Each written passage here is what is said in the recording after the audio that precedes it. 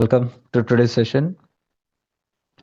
Asato ma sadgamaya, tamaso ma jyotirgamaya, mrityorma amritam gamaya. Om Shanti Shanti Shanti. So today is this clarity session again. If you have any questions, you can put it in the chat here. If it is a private question, just keep it private. Or if you want to directly ask anything, you can raise your hand and speak directly.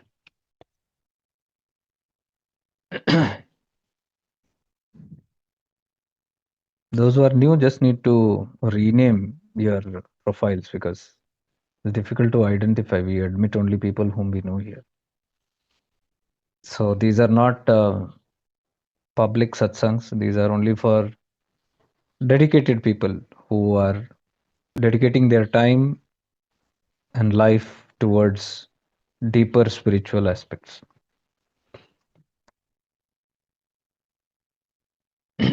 So yesterday we were talking about the one pointedness, one thought. How we were discussing everything is just coming to the one so that the other all disappear. When there are too many, you are distracted. So we are talking about the elephant, how the elephant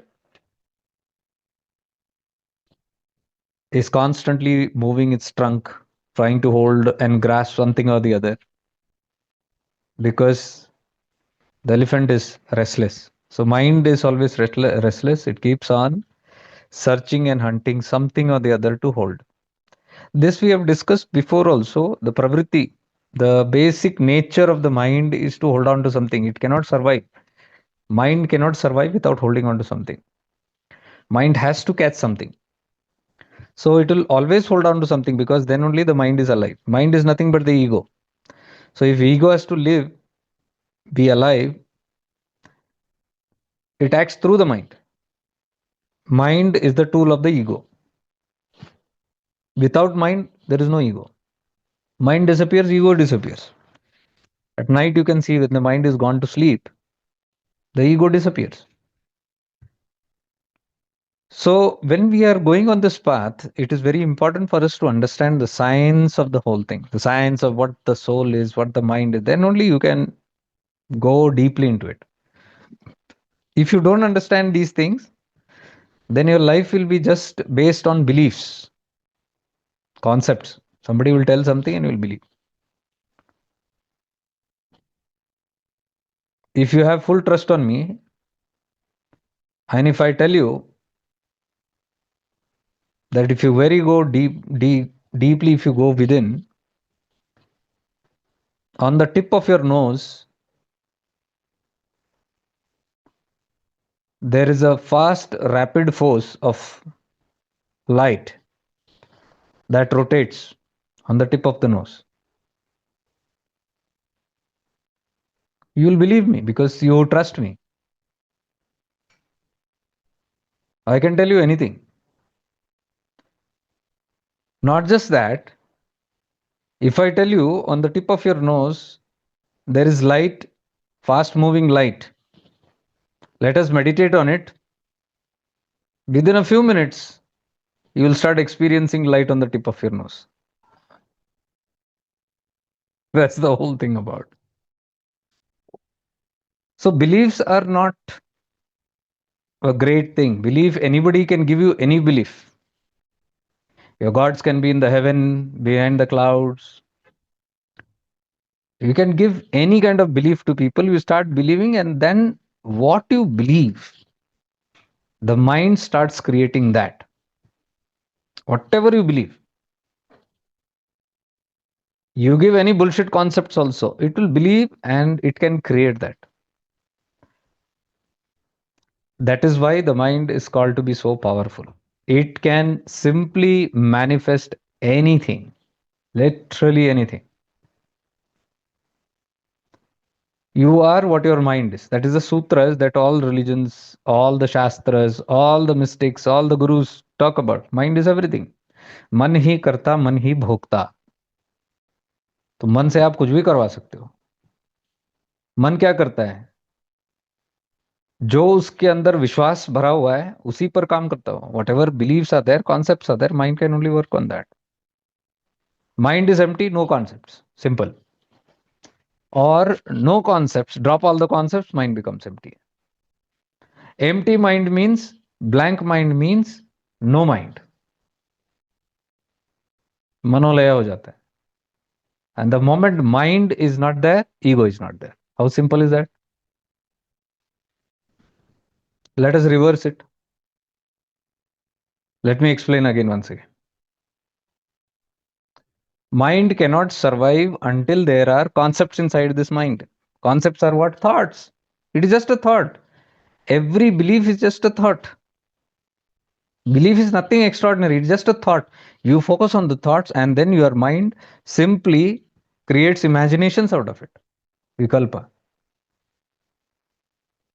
Thought is everything. On thoughts only mind survive. So mind keeps jumping from one thought to the other, or from one concept to the other. What is life? Simply the mind clinging on one concept to the other, that is life. Whatever your belief systems are, you cling on to that thought, and then you live your life accordingly. Your dharmas, your religions give you hundreds of principles. All the dharmas, all the religions, what are they? Full of concepts. Concepts are not true, so religions are not true. Where was religion in the start? It was not there. Religion is purely a man-made concept. Any religion, all religions. Religions came much later. If you check the history, you'll come to know. What existed without religion as the natural laws of divine forces. What are the natural laws? How the sun rises, how the sun sets, how the flowers bloom, there is wind, there is air blowing, and all the gases in the air. These are things which are automatic, which was created by divine cosmic intelligence. So, what is naturally functioning in this whole cosmos? The planets moving, stars birthing, stars dying. This is the true original religion, which is known as Sanatana. Sanatana is not a philosophy. People philosophize it today. They call it Hindu Sanatana. It's wrong. Hinduism came later. Sanatana as originality existed. Law of gravitation is Sanatana. Simple. Law of creation, law of maintenance, law of sustenance, law of destruction. Everything blooms, everything maintains, everything dies. This is Sanatana. Sanatana means that which is naturally alive by this cosmic intelligence. That is called Sanatana. You look into your every part of your every aspect, look deep into your body, deep into your mind. It is all Sanatana. Is this man-made? Body is not man-made. It is made by cosmic intelligence. So this is Sanatana.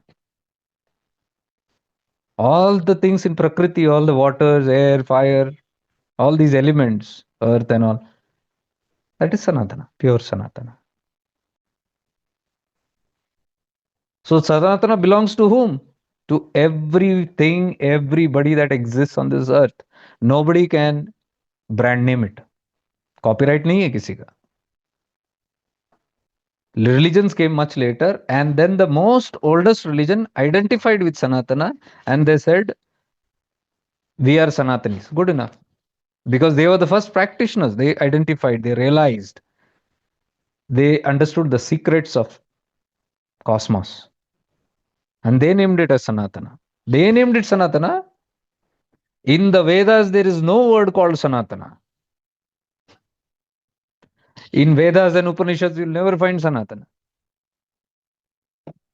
Vedas and Upanishads only is Sanatana. Later, humans named this tattva as Sanatana. And much later, again, when the religions came, they said, we are following these principles, cosmic natural principles. And they identified with it. And they said Hindu Sanatana. So he started belonging to something else. But it is nobody's claim. If you look at divinity, if you look at pure cosmic intelligence, it doesn't care for Hindu, Muslim, Sikh, Isai. Sanatana doesn't care for anything. If one religion has so much privilege on that, they must have additional privilege, right? No, death is the same. Pain is the same for a Hindu and Muslim. Sanatani and non Sanatani, what people call. The rules are strictly for everybody the same. Just because somebody is not identified as a Sanatani doesn't mean they're punished. Laws are the same for everybody. There is not even an iota of change anywhere. This is all human egos which are playing the games. On the direct path which you are following now, all these things have no value.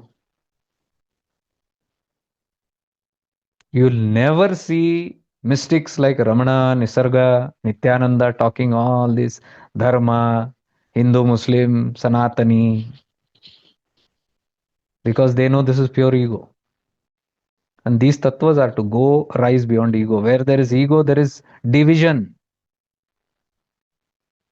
Where there is division, that is not Sanatana. Sanatana never divides. Sanatana is the law of God. Can God divide? Man divides.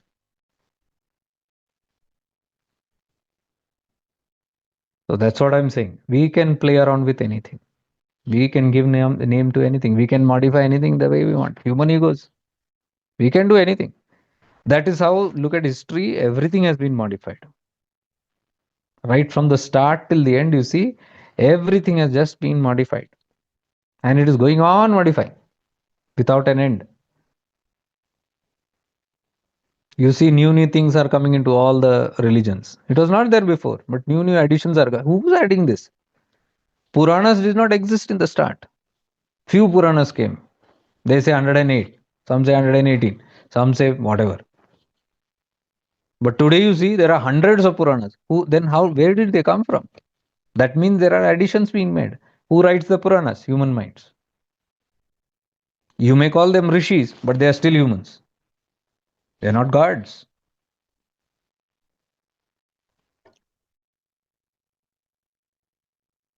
What happened before rishis? When nobody was there around to give names to all this. Nobody was there to identify with all this. What was life then? It was pure Sanatana. Without it even being named as Sanatana. It's very simple. I always say, who's a pure Sanatani? I always ask this. Who is a pure Sanatani? Because all those who claim to be Sanatani or non-Sanatani are still stuck up with many wrong ideas. They still believe in violence. They still believe in separation. And Sanatan doesn't separate. So those who separate cannot be Sanatanis, first of all. They may claim to be one. According to me, the pure Sanatanis are rats, dogs, cats, snakes, scorpions, birds. Pure Sanatanis. They don't have Veda because they don't have this ego. They all mind their own business. They all function strictly according to the natural laws. And they are simply all minding their own business. Look at even a lion and tiger. They kill only for their food, survival. If they are full, they don't kill. If they are not hungry, no predator animal kills. So instinctively they kill just to survive. And look at humans. They can kill for anything. Even if a car overtakes, they can kill.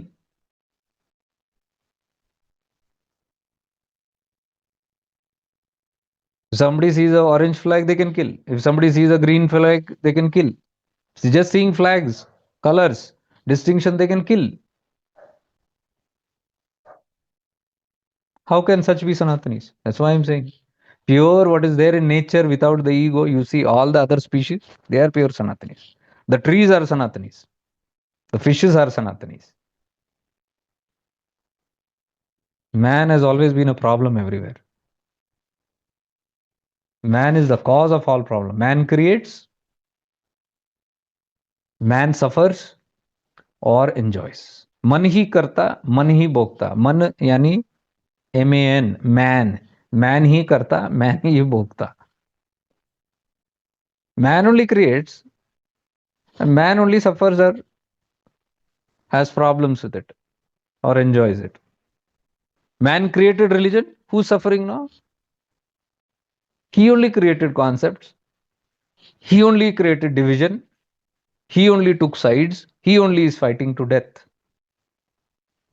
Look at all the mess today the world is in. Every country has so many enemies. All are fighting with each other. Is any country peaceful? Man made stuff. They're all pure egos. And this is not spirituality. This is absolutely not spirit. This may be religion, political religion. When religion and politics come together, समझो फिर हो गया बर्बादी का कारण हो. Politics, if it enters into religion, dangerous. You can see it is already happening. The political ego will start becoming religious ego. And the most dangerous ego. Because वो किसी की भी नहीं सुनता. रावण किसी की भी नहीं सुनता था. Remember this. Ravan is a religious person. He is a pure Shiva Bhakta and one of the greatest Shiva Bhakta. He is fully religious. Karmakandi hai. Puja, Karmakand, everything he does. He meditates. He is a tapasvi. Don't forget.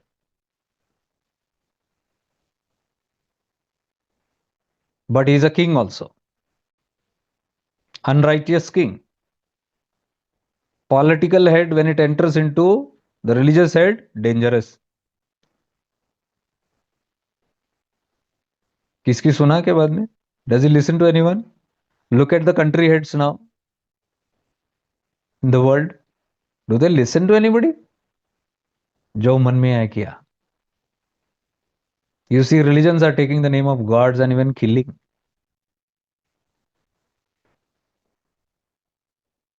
This is what beliefs can do to human minds.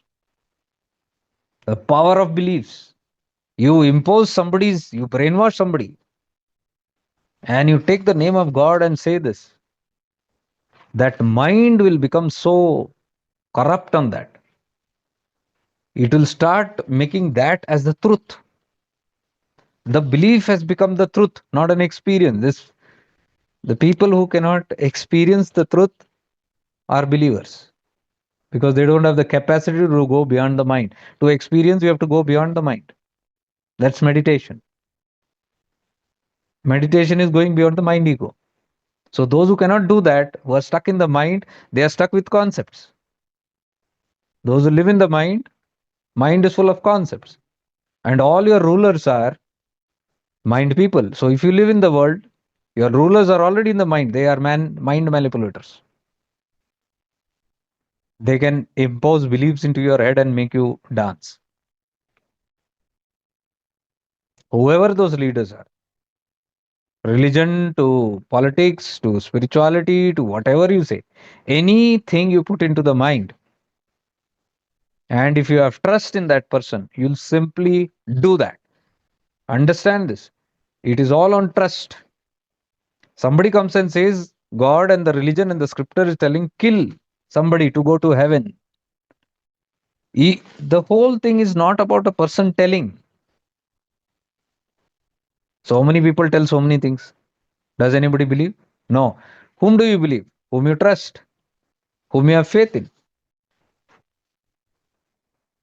So, first of all, for a belief to be implanted into a mind, the person has to win the hearts and minds of somebody.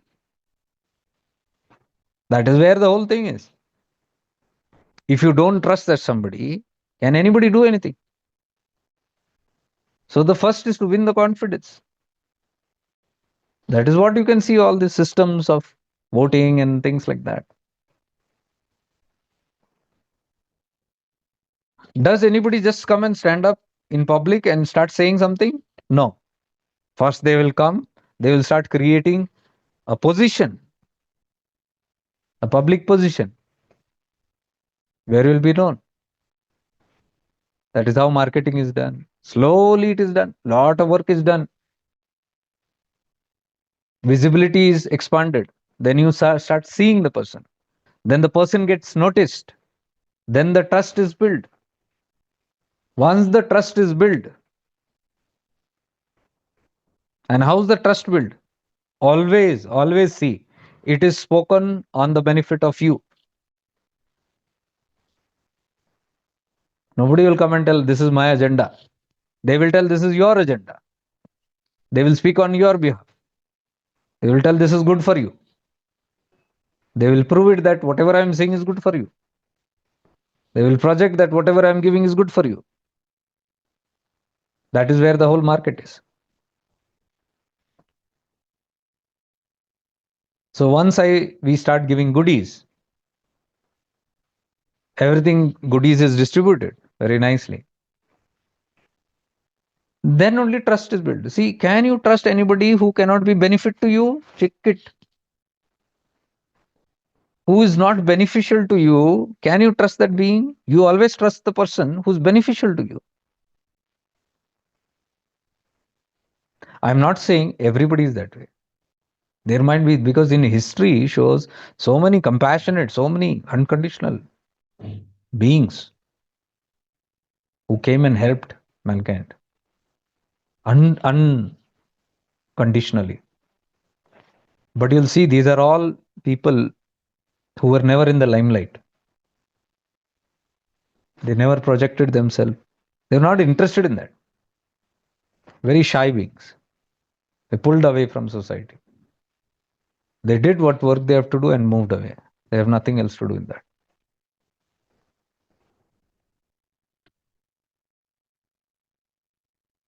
So it is very difficult to know what is true and false until you are in awareness. From the mind, you cannot judge because mind is polluted. Mind can pretend, mind can project. Today, all the advertisement world is what?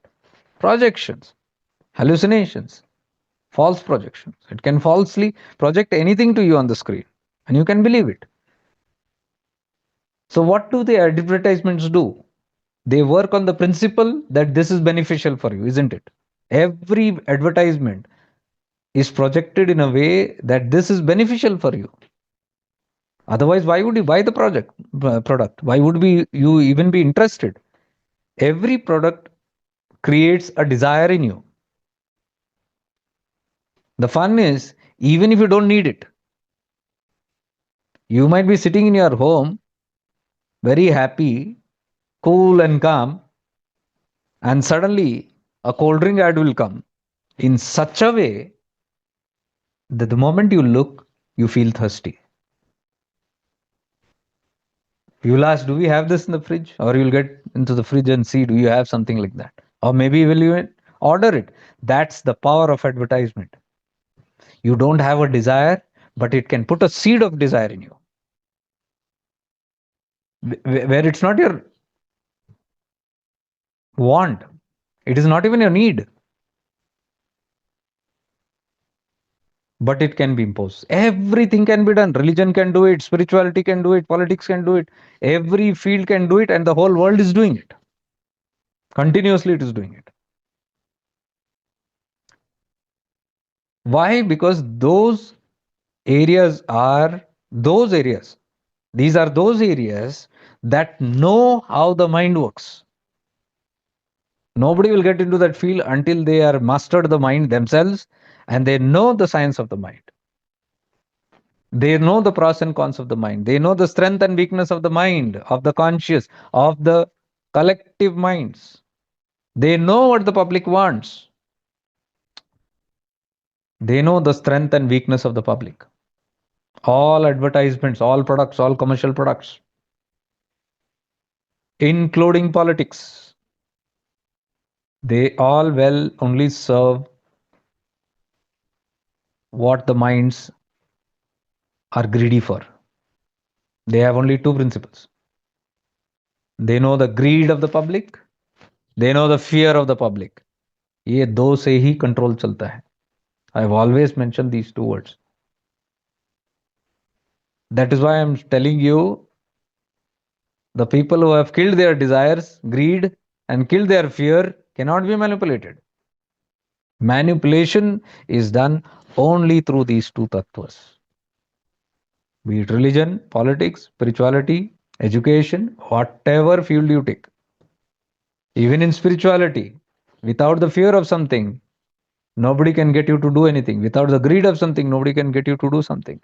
Look at all the spiritual advertisements. It starts with all the benefits, including self realization.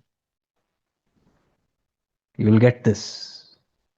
So, when you see this is of benefit, maybe self realization is not in your mind, like that cold drink was not in your mind. You are sitting one day happily. You might be self realized there, not literally. Self realized means when you are blank, when you are happy in yourself, at least momentarily you are self realized there. And suddenly one ad comes. You can be self realized. And all the plus points of self realization. Put one nice picture of somebody sitting in meditation deeply there. Look at the face, it's so peaceful and blissful. The moment you look at that face, you say, I want that. Just like you want the soda or the cold drink. It came on the screen and suddenly you remember it. I want that. So you are sitting blank, you have nothing to do, and suddenly a beautiful face comes there. A self realized person in meditation, a boy or a girl sitting there, blissful. And you look at it, your subconscious mind will leap for it. I want that. शुरू हो गया advertisement. Seed has been planted. Now you will chase it. That is the first attraction. Image is the first attraction. And the moment you look at that image, if you get attracted, then you will read further. I am telling all this because I have been in all these fields. There are multiple organizations I have worked for where I did marketing. I designed advertisement and forget it. Not just them, even I do it. You see, for my webinars, I use images, I use bullets. That's the basic nature. If you want to convey what it is in it, you have to put in all those things. It is marketing. You can't deny it. But I'm telling you the science so that you understand it also.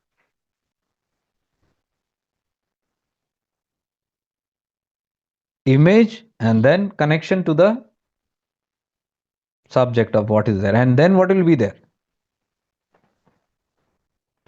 Key points of the benefits. And talk so much about self realization, blissfulness, and moksha, and things like that. And people have their own ideas about moksha and all that. So the moment you look and read in those points, mind will start imagining, hallucinating. And that's a wonderful desire. So greed has been planted. And then you go for it. Then who cares even if it is 20,000 or 50,000? You will want to buy self realization just like you want to buy that soda. Principles are the same. Who goes and buys soda? Those who have money in their pocket. So those who have money in their pocket will go to buy self realization. And what is self-realization? You sit here, you'll understand. We are understanding Ramana and what they're talking about. What ideas we have of self-realization, moksha, and all. And here, see how simple and straight and direct it is. Until we understand who we are, what we are made up of, this mind, ego. Ramana says in one word, destruction of ego is self-realization. Who talks about destruction of ego in today's spiritual market? You'll never hear it because nobody wants their ego to be destroyed. You'll never get customers if you say kill your ego. How many advertisements have you seen? Self realization. Kill your ego in this event. कोई नहीं जाएगा उधर. But that is the truth. Self realization means killing ego, dissolving the ego. Anything else you do that's not mukti, moksha nahi ho. Moksha means absolute dissolution, manonasha. Mind has to be destroyed. When the mind is destroyed, only there is moksha. That is manonasha. Chidakasha Gita, Nityananda is always talking about that only. To destroy the mind. He is telling the ways of destroying the mind. And that is why Nityananda is not playing any games there. He is simply telling, if you want sansara, you cannot destroy your mind. So there is no mukti. Straight. Will anybody tell you in today's market, spiritual market, कि संसार नहीं होना चाहिए? There is no world. You cannot have the forest path. You cannot have this world because it is common sense. You move towards the world desires it is. One desire into another. You experiment and see. You don't have to believe these things. Experiment and see. One thing you go to catch. It will not end. It will go on multiplying. That is why Nityananda says only two ways. Either you go to the forest path, that is the world samsara, or the mukti path, royal road. It's upon you. Choose one, he says, not two. You cannot have both. And Nityananda very clearly says these two paths, the forest path, samsara ka marg, and the royal path, mukti ka marg, these are like day and night, they cannot be together. Clear. Period.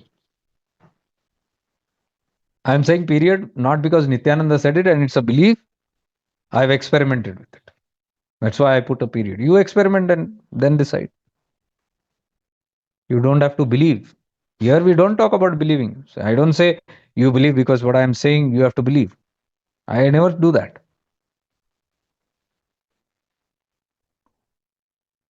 You don't have to believe me. You have to listen and then experiment on it. Use your own common sense. Use your own practices. And the day you find, yes, this is my experience, then you trust it. Otherwise, throw it. Don't take it seriously. Every bit of information that you hear from anybody, anybody, be it from a Maharishi to a Sada teacher, you must investigate with your own awareness. That is what Swami Vivekananda said. That is what Osho has been saying. That is what Buddha said. They all said, don't trust me. Jesus said, don't trust me because I am saying it. Experiment. Buddha clearly said, you experiment with it. And if you find it, it's not, throw it. Because I am saying you don't have to believe it. That's authenticity. That's spirituality. So how can you find out if it is the truth? Until you have awareness, you cannot find that out. That is why we are talking everything about awareness. So you see, shifting into awareness will only make you aware and aware and aware and conscious of everything that is unconscious. This path only is that way. When you shift into awareness, you become conscious of the unconscious. All the myths are seen, all the superstitions are seen, all the falseness is seen. Everything is exposed. We are not exposing these things because we have to harm somebody. The intention is not to harm anybody, bring down anybody. It is simply that until you expose these things, means all the falsities they come out, you cannot release them. If you don't release them, there is no freedom. Because otherwise you are sitting with all those wrong beliefs in you. And those wrong beliefs only are not allowing you to ascend. Ascension nahi hota usse. Imagine this one thing where we are saying this ego aspect is not talked about, that I have to dissolve my ego, I have to become aware and I have to completely destroy my mind and ego. Then only there is mukti. See, if this is not in my understanding, anything else I keep on doing, I'll never reach mukti. I'll never be free. Whatever sadhanas, whatever practices, whatever I do, these things, these things cannot be.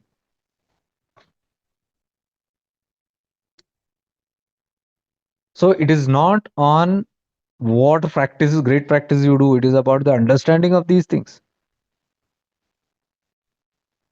And if you don't get this point that manonasha is needed, the mind has to be completely destroyed, then only there is mukti. Imagine if this truth is not there, people are sitting and simply going for mukti. The one who wants mukti has to die. Then there is mukti automatically. Because the one who wants mukti has funny ideas about mukti. The wanter of mukti simply wants freedom from their troubles. They don't want freedom from the mind ego. Check this out very clearly. All this marketed spirituality, people, all that kind of people go there for mukti. They are all going for rog nivaran, dosh nivaran. They are all going just to remove the problems, dukkha nivaran, sorrows from their life. Is that mukti?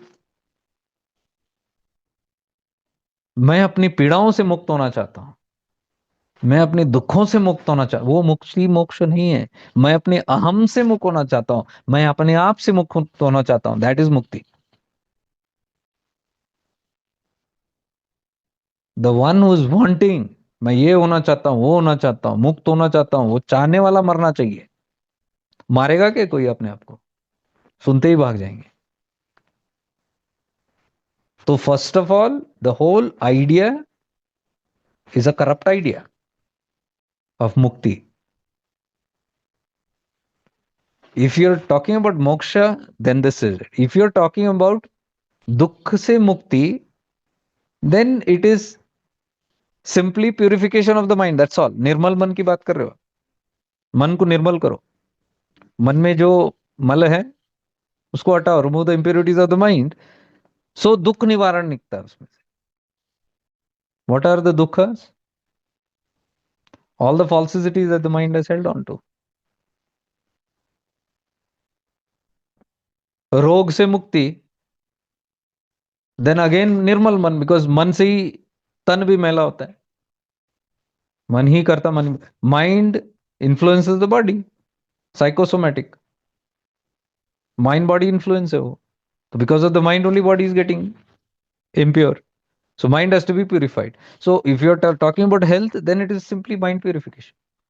Mind, prana, body purification. Manomay kosha, प्राणमय kosha and अन्नमय कोशा, ये तीनों का शुद्धिकरण. Only we are talking. That is not moksha.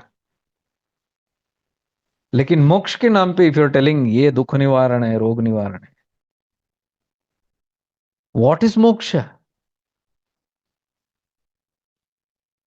Eradicating the five koshas, dissolving the five koshas. Who will want to do that?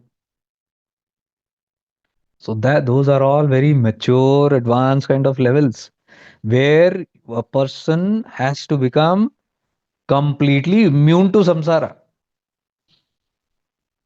Immune matlab by force nahi. Chakke. You go into samsara again and again and you understand the falsity of this whole thing. You see the temporariness of the whole thing. Nothing is permanent here. You get fed up of it, literally. You come, punarpi janma, punarpi marna, you come every time, you slog, and finally you learn the lesson through all this dukkha. And by personal experience, when one simply comes to know, it is not here, मैं जो खोज रहा हूं, ये संसार में नहीं मिलेगा मुझे. जिस क्षण, जिस समय, whatever time that person comes to that realization, this world is not going to give me, he or she becomes eligible for moksha. फिर एक अलग यात्रा शुरू होती है उसका, संसार से विमुख होके. मैं मोक्ष की बात कर रहा हूं, liberation. Even self-realization. Self-realization means your attention should turn to the self, not to the non-self. Anything other than the self is false. तो samsara, जब तक संसार में इंटरेस्ट है, अभी तक वो सेल्फ रियलाइजेशन के लिए तैयार नहीं है. हाँ, सेल्फ रियलाइजेशन के लिए तैयार हो रहा है, you can say preparation is going on for self realization. That is a correct word. But never use the word that I am a practitioner of self realization. Practitioners of self realization are people who turn their attention away from samsara, and who can turn their awareness from samsara. Those who have learned, जिसको चटके लगे हैं संसार में, those who have burned their fingers, and those who have completely learned the lesson. Those who have not learned the lesson cannot turn towards the self. Sorry. You might prepare for self realization, but you cannot be a practitioner of self realization. You even try to be a practitioner of self realization, you cannot practice. Why? Attention will go to the false. जो नकली है वो सत्य दिखता है. माया जगत वो सत्य दिखता है. प्रेम यहां मिलेगा तुमको, लवर्स में मिलेगा, फैमिली में मिलेगा.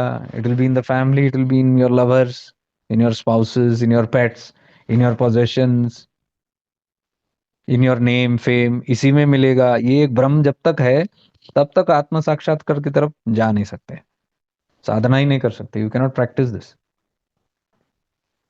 तो eligibility is there. Without eligibility कुछ नहीं होता यहाँ पे. So we don't talk just like, oh, chalo, let's sit here and meditate on the self and realize the self. नहीं होता. Then it is the same marketing, same वही हो गया फिर. कुछ भी बोलो और कुछ भी करो. What happens in self-realization programs? People go and sit and meditate and go into samadhi for some time. They feel nice. Some people see some colors, some see some gods, some see some light, some see some past life, this life, that life. Some see some angels, some see some ascended masters. Guru Mandal में कोई दिखे. And they're happy. And they come back and they say we are practicing for self-realization. 4 दिन की चांदनी है, देखो करके देखो, फिर भूल ही जाओगे सेल्फ रियलाइजेशन. प्रैक्टिस वापस संसार खींच लेगा. तो what you just had glimpses is not self realization. ये सब मन का प्रोजेक्शन है. You are still in the astral world, astral projection. And self lies beyond all this astral stuff, beyond all the dimensions, beyond all this mind, beyond all these projections, beyond all the mandalas. Self is beyond all that. Beyond all the gunas, gunatitam. Beyond all your bhavas, bhavatitam. That is the real spirit. Those who adore their gurus, Sadguru, with this bhava, कि I adore my guru because he is bhavatitam triguna rahitam.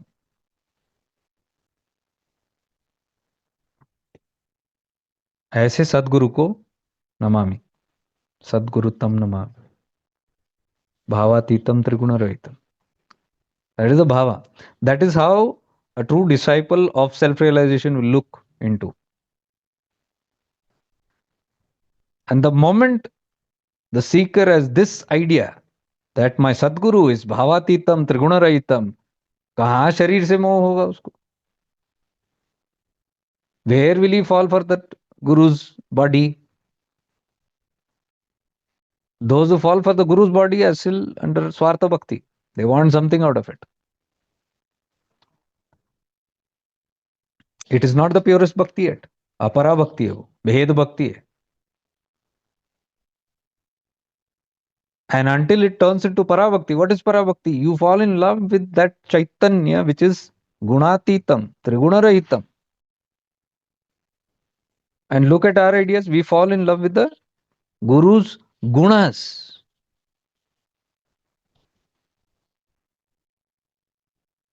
We are still so fascinated. We adore the qualities of the Guru. See, these are all good. I'm not saying they're not, but they are for basic beginners. Because you can't understand God consciousness, कुछ समझ नहीं आएगा भ्रांत बुद्धियों को. तो उनको पहले देखना पड़ता है कि okay, there is somebody who's realized, self-realized, and this is what self-realization is. A person is still in the body and they are moving around, Jivan Mukta. They fall in love with the attributes, all the gunas. That is the first catch. That is how you get caught up, and that is needed. But once you get caught up and you go deeper towards that teacher, towards that guru, then you are only interested in deeper, deeper, higher. With the grace of the guru, you start seeing only the higher tattva in him. और सारे गुरु चीख चीख के चिल्लाते मैं शरीर नहीं हूं सुनता कौन है I am not the body they say but who is interested I am not interested because I am strongly a body person I believe in my body I trust my body more than my आत्मन I am in love with my body and my attributes so I love your body and your attributes simple है reflection है the day I start falling in love with my own presence not my body and my other aspect, my mind and my status and things like that. The day I start falling in love with my own awareness, my presence, people who are experiencing their presence, living in their presence, can never fall in for the bodies. It's a direct reflection. What is going inside? Because you can't relate to the body.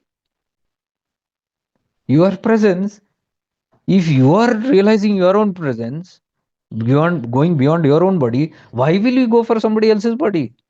You will start seeing that only there. And that is the right approach. Guru means seeing the Chaitanya, Parabrahman. Guru Sakshat Parabrahma hai.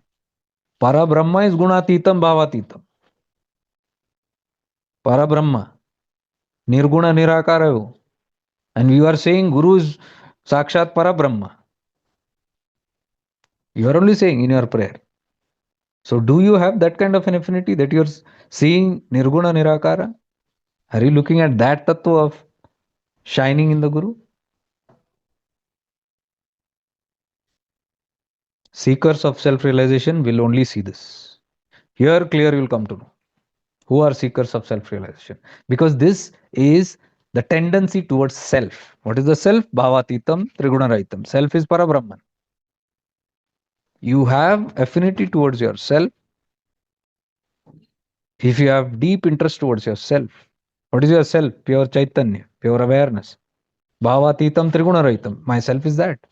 Beyond all the bhavas, beyond all the gunas. That is the real I. What is the Guru? Same.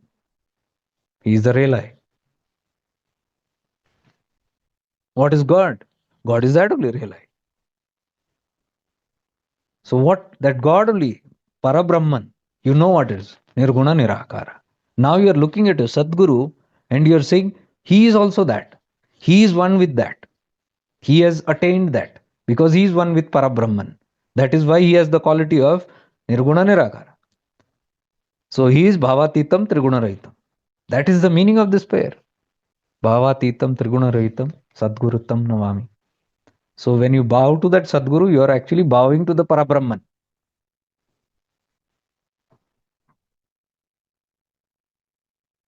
By doing this repeatedly, you realize that your soul nature, yourself starts shining up. Your consciousness starts shining up. So what do you see here? You realize the self here. By meditating on the Guru's Chaitanya, by meditating directly on the God, if you have the capacity, you can directly meditate on God, Nirguna Nirakara. नहीं है, थोड़ा difficulty है, then you catch a guru and meditate on that and see the reflection, because आपको चाहिए ना कुछ दिखने को, निर्गुण निराकार तो दिखता नहीं है, तो हम नहीं मान नहीं सकता है, सिर खुद जाता है, मुझे समझ नहीं आता what is this blank, how to meditate on blankness, nothing. Then you catch somebody who is not blank, who has a body, but you catch and then you go to that tattva. That is the meaning of guru. Guru is simply a play of God. एक लीला है भगवान का. गुरु सत्य नहीं है. It is just a projection that comes and goes temporarily to help you. Guru is what? Guru's Chaitanya and God's Chaitanya is the same. It simply takes a temporary body and shows you a projection because you are fond of this temporary body.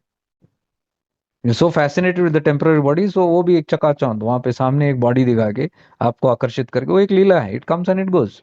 The body of the Guru also is not real. Like your body is not real. Guru's body also is not real. Avatar's body also is not real. They come and go only to catch your attention. All the yogis, Sant, Mahatmas, Avadhutas, their body also is not real. They come only to play the trick.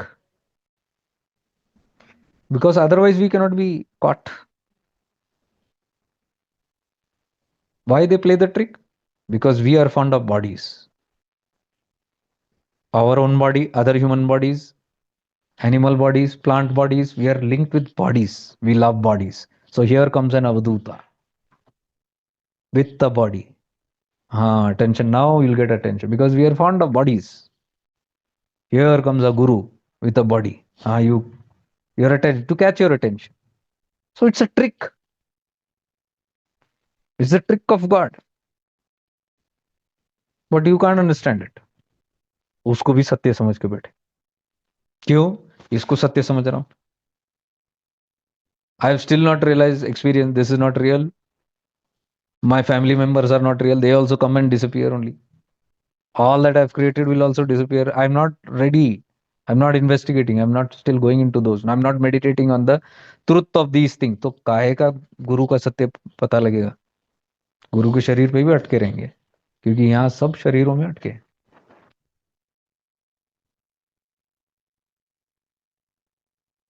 So if you understand the quality of Parabrahman, that is what Nirguna Nirakara, pure consciousness, pure awareness. So now if Guru Sakshat Parabrahma, Guru is also that, he is also pure awareness, pure consciousness.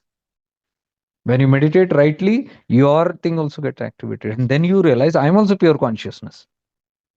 I am also Nirguna Nirakara. So realizing with the help of these tattvas, my own self is called self-realization. Myself realizes itself by my connection with these tattvas. They come to help me remind about me. They are not coming here to remind about them. That is why Ramana says the outer guru comes you to lead to your inner guru. You realize from within. And when you realize this also is same Parabrahman, that also is Parabrahman, that also is Parabrahman, same Nirguna Nirakara, all the three are same. That is why Ramana is saying God, Guru and Self are same. No difference. सिर्फ आवरणों का खेल है. इधर एक आवरण है, here one false identity is there, gurus का ऊपर एक false identity है, मे बी मंडलाज हैव अनदर false identity. सब आवरण पकड़े हुए. आवरण को हटा दो, इट इज प्योर शुद्ध चैतन्य.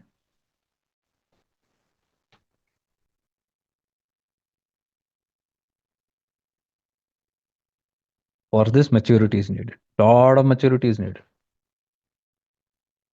So believers don't like all these words.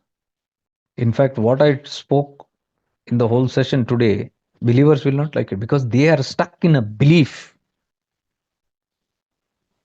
Whatever that belief is, something has been, and they don't have experience of that. I'm telling, guaranteed. Whatever they believe, they don't have experience. They just trust. Somebody has told us. They are these people. Toba, toba, toba, toba karte rehte. They cannot have the courage to experiment it.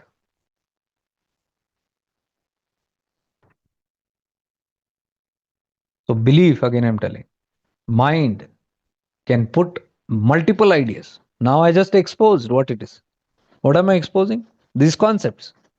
Even the Guru concept I'm exposing. What it is exactly.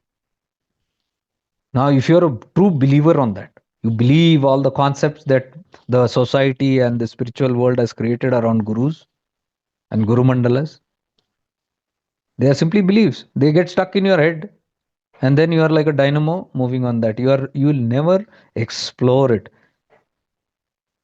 because somewhere the people might have even thought, don't question, don't even explore these things, just to be this.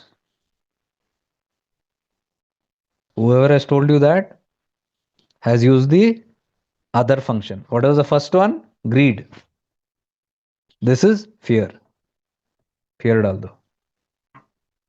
By fear and greed only you can be controlled. You cannot go beyond. Most of the systems don't want you to go beyond. Why? Because you'll be free. All the systems are based on slavery, not freedom.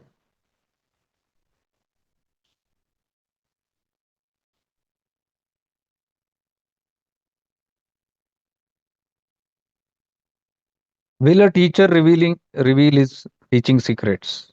Will a scientist reveal his skills? Will a magician reveal his skills? Think about it. Because the day a magician reveals his skills, his magic is no more.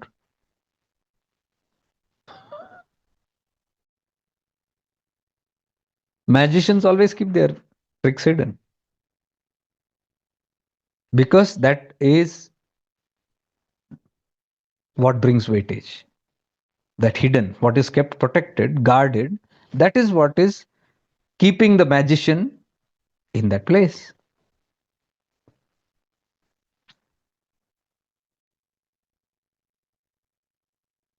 Here we expose everything. And I tell you everything here. Literally everything. Wherever, whatever is possible, everything is taken and thrown out. You must have the capacity to digest it. That's all. Many don't even have the capacity. They run. They, instead of seeing the gems that is falling opportunity, they run, because all these gems and opportunities are a big heavy toll on their beliefs. They will shower, the gems will shower on their beliefs like hailstorm, and they will run helter skelter. A few who are intelligent and active will catch it. They know it. Because first of all, a person who's awakening and has the grace of being illumined further, they always have this grace of opening up themselves, exploring themselves. To explore is your birthright. To realize is your birthright. Nobody can stop it. But only you should have that conviction. Without conviction, nothing will happen on this path. Believers कुछ नहीं होने वाला. Because believer को एक थोड़ा सा झटका काफी है. Everything can double down. But awareness people will stick by their truth. Like Lord Buddha. Buddha is one of the best example I can give for courage, truth seeker, never settled for anything.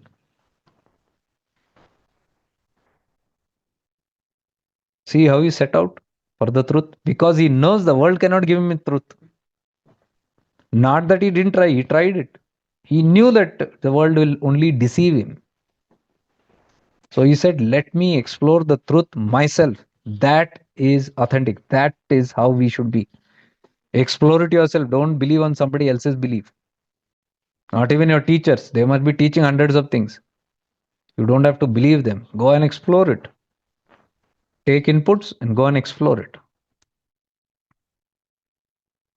That is how Buddha realized on his own, alone. And he had the attitude, come what may. Come what may is the attitude, secret sutra of self realization.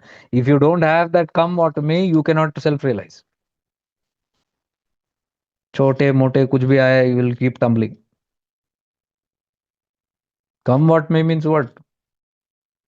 At the most, what is going to happen? Death, right? Can we say that? Those who say that are ready for it.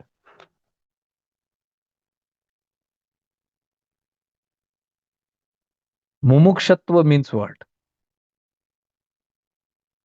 These are these people who have intent seeking for liberation, and come what may is their goal. Their motto is that come what may. They don't care. Come what may. Buddha was come what may. Otherwise, he could not have become a Buddha. Gautama can never become a Buddha until he is come what may. And you can see his life is come what may. Ready to lose even whatever. See, he is ready to lose anything and everything that he has. And he did it. Last, after losing, what is there? Life, so-called life that we cling on to. That also is ready to lose. Then only he attained that self-realization under the Bodhi tree. When he said, now I'll not get up even if this body dies here. Fed up with everything. All is experimentation. Nothing is working.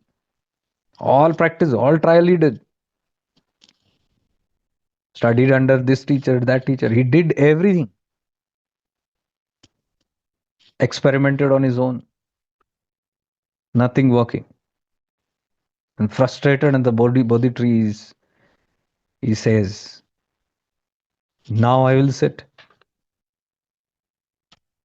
and I'll no more get up from here.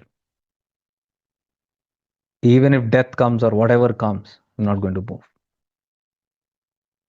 What is that attitude? That is mumukshatva. I am not saying your Shastras only says that. Without mumukshatva, there is no moksha, there is no self-realization. तो ये हल्के में होने वाली चीज नहीं है कि टिकट ले लो और जाके बैठो, you sit there and you get a train, you see some colorful lights and come back, again come and get lost in this world, then again after few months or 1 year, again you go and sit and do that thing and you have a nice spiritual entertainment and come back and think you are doing self-realization. No, you have to understand what is the self first of all. Then only you can sit and because only you can sit and remove it. No guru also can give you self-realization. No guru can do it. If Guru has the capacity to give everybody self-realization, then everybody he wants, he can give self-realization. Why are all the people under him not self-realized? Are everybody connected to the Guru self-realized? Let's say even the biological, all of them. Why not? Because Guru cannot bestow self-realization on anybody. They can only guide, but it is individual's karma how much they can take the guidance. Guru can open the whole scene. He can open the whole secrets. He is an open book. But depending on the sadhaks, depending on the seekers, they can absorb and they can penetrate depending on their own capacities. It is not the Guru's capacity. Guru is just open to everything. And then according to everybody's capability, they attain whatever their level of consciousness. So those who have this kind of mumukshatva, very easily they can attain with the Guru. But not everybody has mumukshatva. Somewhat में attitude जिसका है उसको आराम से हो जाएगा, but कमवट में अगर नहीं है, नहीं होगा. So you can't blame the Guru also for that. So Guru is actually an opportunity, a golden, a diamond opportunity. But we must know.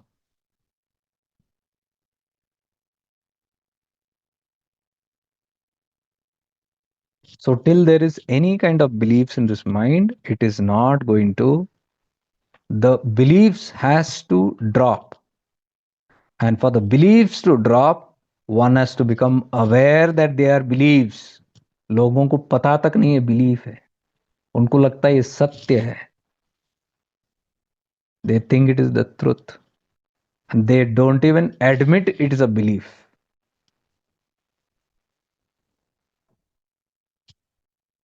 So all these wrong ideas about self-realization and mukti itself is a wrong belief that is keeping us away.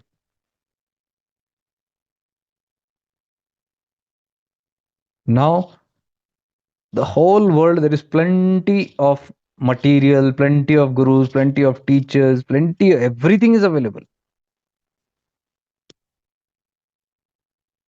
And people say, whom to trust?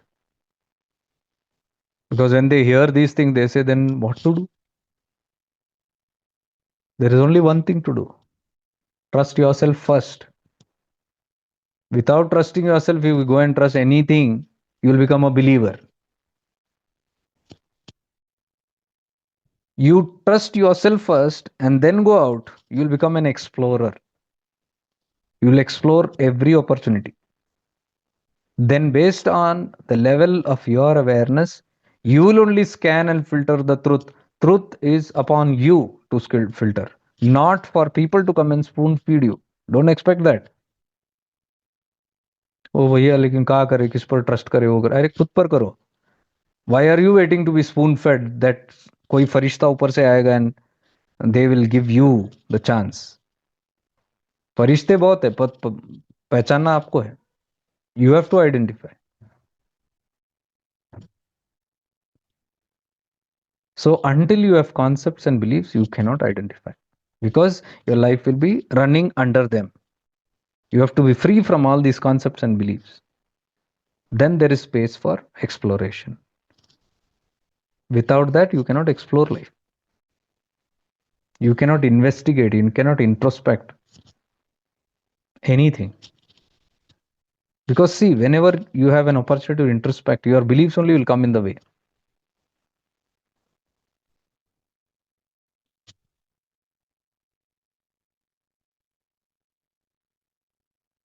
Like if you say,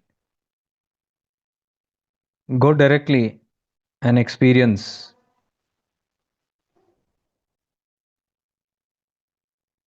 your awareness. Somebody will say, but what about Kundalini then?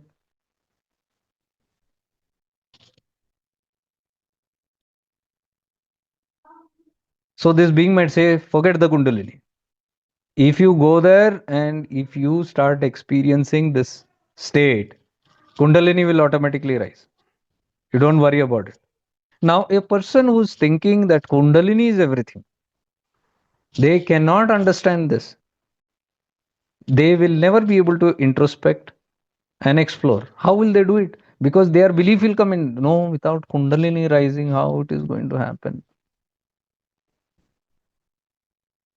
So you will never be able to explore yourself directly. गया opportunity. किसने रोका? आपका belief ने. Or let's say you might say, okay, Kundalini apne aap it will get open. If we do this, then what about chakras? What will they be doing? And this person says, forget the chakras, it's not needed. ऐसा कैसा हो सकता है? I have invested my life in chakras. This guy is fooling us. Have you even seen chakras? Have any of us seen chakras? If you have seen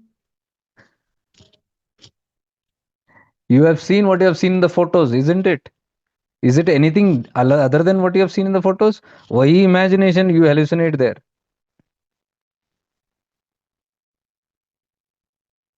Whatever images you have seen from here and there, that only don't you imagine in your body? Or do you see something else? You went to explore something and you see what it is really. Hey, this is something else only. It is like this. Does anybody say that? Nobody says that. They are imposing certain concepts into their self and then holding on to that. It's not that these concepts don't help, they help. But again, I'm telling you, they are for beginners. These systems are there in our subtle bodies. The nadis, the sukshma nadis, the spinning centers from where the prana is pulled, that only is called as chakras. And there are not just 7 chakras, infinite of them. Every part of your body has chakras. Your soles of the feet only have so many chakras. That way. They are spinning bodies. They are simply pulling in pranas. They all have it. But what we are telling is the more advanced you get, you need not go and get into your body and then get into your prana and then get into your mind to go to the self. You can directly go there. That is why it is direct path. Those who say, no, I need to go with my body will practice Hatha Yoga. Ye asan, wo asan, they will do. You can do from that also. But then it's a process, slow process that you're going. But if you have investigated in all these things, you have mastered things to a certain level, you will realize after some point that you can directly go into this awareness beyond the mind. You can simply dissolve the mind. Mind only contains the prana and the annamaya kosha. Manomaya kosha के अंदर से ही प्राणमय कोशा और अन्नमय कोशा है. So if the mind body disappears, the other two will go only. That is why when you go into samadhi, when the mind is not there, where is prana for you? Where is breath for you? Where is body for you? Body consciousness भी नहीं है तब. You go beyond it because you drop the mind. Anything below that will drop automatically. So from that point of view, is what the direct path says. There is no chakras. I am not saying it. Neither this book is saying it. Neither Ramana is saying it. Shiva only is saying it in Devi Kalutra. That is why he is telling, give up your concepts. Give up your chakra meditation. Why is he saying in Devi Kalutra? Because if you sit with the chakras and bodies and mind, you're still there. You're not going towards the self. But to whom he's talking? He's talking to Parvati. Parvati, why? Because she's very mature. She has reached here. She's not in the Muladhara or Swadhisthana. Those who are in the Muladhara and Swadhisthana will never have this kind of conversation. Devi Kalotra is not for them. And Shiva will not talk to them also. Shiva will say, follow my concepts. Do pranayama. Do Hatha Yoga. All this has been given by Shiva only. Do, because you're there. You'll not understand it. You cannot bypass it also. You have to learn step by step. Even by chance, if you come there and you even hear this, it will be so scary, you will flee from there. You will flee back to that Muladhara or Swadhisthana and you will say, यही practice ठीक है मेरा. प्राणायाम ही करेंगे, breath work ही करेंगे, योगा फोगा ही करेंगे. This only is breath. कर्म कांड करेंगे, हवन करेंगे. This is better. You will flee from there. So Parvati is sitting here. So that Parvati does not flee down, Shiva is giving a condition. You sit here first, stable. Then I'll give you the secrets. Brahma Vidya. Brahma Gyan is not for everybody. Brahma Gyan means the science of the self. Science of self-realization is Brahma Gyan. Brahma Vidya means the practice to attain self-realization. So that's not for everybody. That is for those who have transcended all these chakras and come to this Viveka. This is the Guru Chakra, Agya Chakra. Those who have crossed the Vishuddhi. I have told you, Vishuddhi is the Nirmalman. Mind is purified, Shuddhi, totally. So when they come till here, now this is Nischalman. Mind is completely still and blank. It has the capacity to be still. That is why Parvati has reached here after all her journey. Parvati is you and me. Parvati is not a goddess sitting on Kailasha with Shiva. Parvati is me, the Shakti, the ego. My Chetana. My Chit Shakti. Chit Shakti कहाँ है? Chit Shakti is the ego. That is there in the Muladhara. Slowly she keeps rising. Through all these practices and whatever we do, slowly, Chit Shakti reaches here. When it reaches here, it has a direct communication with Shiva. Parvati is sitting here at the feet of Shiva and telling, give me Gyan. I want to come here. One leap is there. Till here you can make efforts. Parvati can make efforts. Yesterday's session I told you. Amness. Till I am, you can make effort. After that, what did I say? You cannot. You have to stay there in I amness. Then it is the grace of Shiva. Tivra Shaktipat. The whole thing happens. This is effortless zone. You cannot make effort to moksha, but you can take yourself close to that. Prepare yourself. That is what Parvati has reached there. So she is now surrendered. That is why she is asking Shiva, you tell me now what to do. Till here, it is her journey. She did it. That is you and me. We can do it till here. Once you reach I amness, then the communication with Shiva is there. Brahma Gyan opens up there from within only. So my consciousness, when it reaches this level, the Brahma Gyan opens up. But there are conditions. The condition is Shiva tells Parvati, Nischala. Give up all the doubts and fears, he says, and sit here without moving and listen attentively to what I say. What does he say? Remove all the doubts and fears. So doubt and fear agar hai, तो ब्रह्म ज्ञान cannot come to you. That is why, what is doubt का opposite क्या है? Clarity. Clarity sessions are for removing all the doubts. Every doubt must be cleared. When you are doubtless, when you have no questions further, all the doubts are cleared. Fear also will go. Till there is doubt, there is fear. Till there is two, there is fear. Till there is ignorance, there is fear. So Shiva says, give up all your doubts and fears and sit here quietly, still. Stay still. Achala, nischala. Now he is not putting conditions there. It simply means that is the state you have to reach. Doubtlessness, fearlessness, and complete stillness. Then only the grace of Brahma Gyan can open up. So self-realization is not a ticket show. कि कोई भी कुछ भी करके पूरे doubts भर के all the fears you have, all the doubts you have, and no stillness, chanchal man leke, you go and sit here and Brahma Vidya is going to open for you just because you paid some money. It's not going to happen. Lot of work is there. That is what Nirmal Man is. You have to purify, purify, purify, purify. And then a time comes when these becomes Sadh Vasana becomes your Vasana, not Vishay Vasanas. विषय वासना is विषय object वासना संसार वासना को विषय वासना बोलते हैं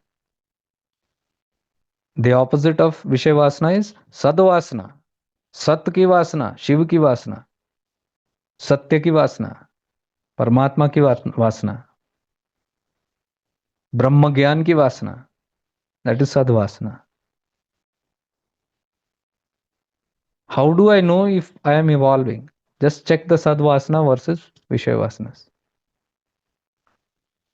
Vishay Vasanas has to keep on reducing and Sadvasana has to keep on increasing. As it increases, Mumuksha Tattva will activate automatically. Mumuksha means full Sadvasana. Day and night only thinking about self. Nothing else it wants. Such a being only can say, come what may. Ready to give up the body also. That is Mumuksha Tattva. Sadvasana purified. So the fullness of ripeness of Sadvasana is the full eligibility for the self. And that is what we are learning here day and night. Every program, every webinar, every retreat, every session, what are we doing? We are increasing the thirst for Sadvasana and slowly diminishing Vishayavasana. That is why the power of Satsanga. Satsanga is what Satvasana matlab Sat, Sang, Sat ke Sang. You keep sitting more and more with Satya, with the truth. That wanting to sit with truth only is known as Sadvasana. Sad or Sat is the same thing. Satguru, Sadguru is just a word. So, jo talab hai, that urge is there to know the truth, to abide the truth again and again. That is Ishwar Kripa. Only if you have the grace of Shiva, you will have Sadvasana. Avadut Gita, verse 1 says, Ishwar Kripa, Advaita Vasanam. Advaita Vasanam, Ishwar Kripa. To have Advaita Vasana, which is Sadvasana, you need Ishwar Kripa. ईश्वर कृपा है तो ही automatically अद्वैत की वासना आएगा, सद्वासना आएगा. And that is what in webinars and all we are concentrating so much. We must be grateful all the time because you don't know the power of sadvasana. That's grace, pure grace. So we have to acknowledge this grace which is flowing in us, which is deeply growing day by day. It's his grace, because as Ramana says, without his grace you cannot be pulled towards him. Without Shiva's grace, Parvati cannot be pulled towards him. That is the Tirobhava, Anugrah Shakti. Panchakritya, the fifth one, Shiva Sutra. Anugrah Shakti pulls you from Muladhara to top. You feel, I am moving from top. See, that's the whole thing. Good, this point came. All the practitioners of yoga who are in free will. Yesterday we discussed free will and divine will. Free will people are ego-full. I am the doer. So when I am the doer is there, they will sit and try to raise their Kundalini all the time. And they say, we are raising it. We are going and merging with Shiva. We are going to attain Shiva. It is full efforts here. The yogi is full of efforts. Free will. Meri marji se, meri tapasya se. But if you go deeply, very deeply, these are starting stages. As you go further, you'll slowly understand, अरे मेरी तो साधना करने की भी औकात नहीं है. I don't have the capacity to even practice it. This is Ishwara Kripa, Advaita Vasanam, which is pulling me. Shiva's Anugrah Shakti is pulling the Chiti up. But the Chiti feels it is pulling itself up. That is where the whole scene opens up in the end. You realize it is divine will that is on my free will. उसके मर्जी के बिना, सुना है ना, उसके मर्जी के बिना पत्ता भी नहीं हिलता. Without divine will, not even a leaf shakes. This is the meaning of that. So leaf cannot shake. How will my Kundalini shake? Think about it. We have to become more humbler and graceful and accept that even the sadhana what I'm able to do is your grace. That is devotion.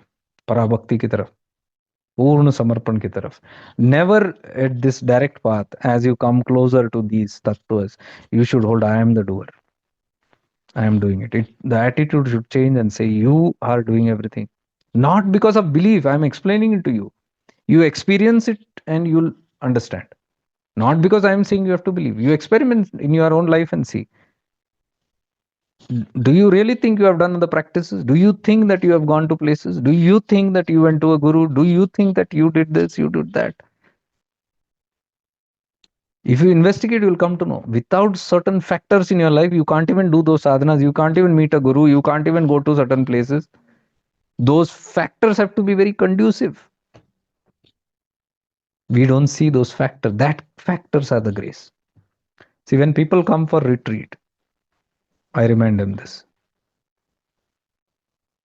I tell them, we think we have done this, we have struggled here. You just think of this scenario, 9 days or 6 days or 3 days, whatever it is. You are able to sit here without thinking. People, all at the end of the event, they will realize, nothing happened. Otherwise, I cannot spare 1 day from my office, 2 days without my family. And here, 9 days have passed. No trouble, nothing. As I become aware of that, somebody is making all the arrangements. Because if you have kripa, if your punya is there, those karmas will act in favor for you to go urdhagati. Without that, you cannot. Suppose you have a cranky person back home. Suppose you have a cranky boss there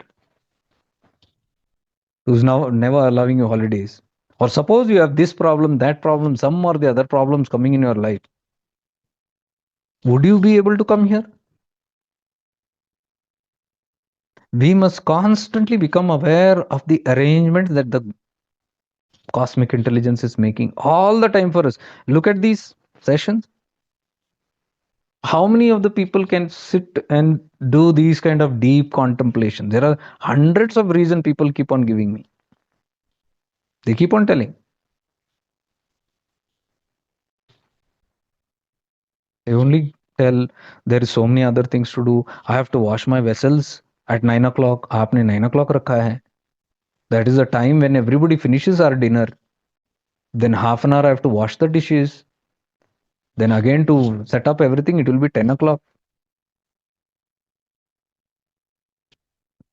Your priorities. If you become humbler and if you surrender, ये सब बंदोबस्त हो जाता है. You don't allow your I have to wash the dishes. I have to take care of my families. I have to do them. Who can do anything for that I?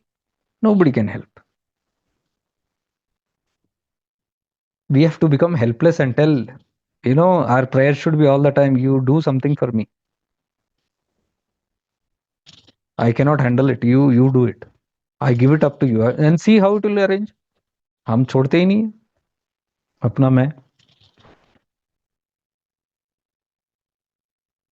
So that is free will. When the yogi is full free will, I do it, I do this tapasana. इसलिए वो अकड़ रहती है, वो जाता नहीं है. Even that Dindora पीटना जाएगा नहीं.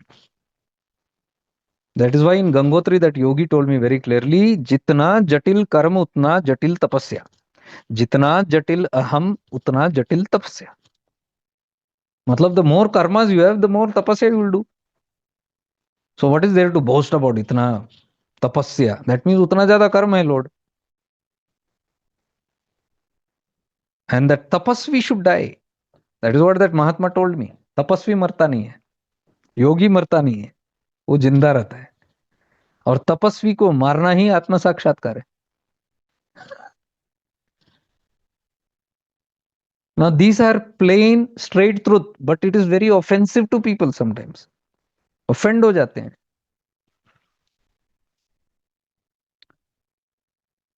So then you be offended with Shiva only, because I am not saying this is all there in Shiva's only. Shiva's words only, all these things. You see all these Arunachala Tattva is all that only.